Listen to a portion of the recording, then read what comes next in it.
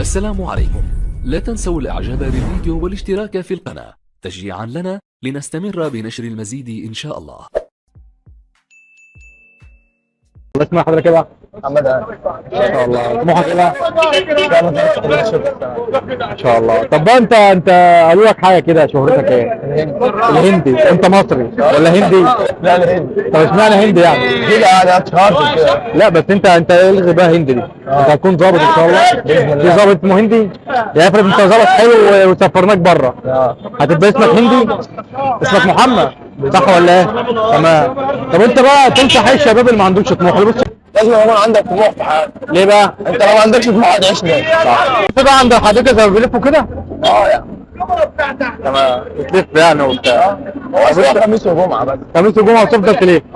بتلف كام مرة في اليوم؟ لا ايام ما تعدش. يعني مثلا كام متوسط كام؟ يعني ساعه ساعتين. ساعتين لف؟ واقف ولافف كده. يعني ساعات تقف وساعات تلف. طب انت بقى بتستفاد حاجة من اللف ده؟ عادي الواحد بيفك عن نفسه يعني. يعني انت بتفك عن نفسك اللف، تمام.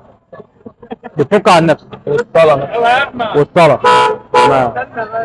طب ايه رأيك في تشبيه الحديقة بالكعبة؟ لا استغفر الله العظيم. برضه صح ولا تصلي؟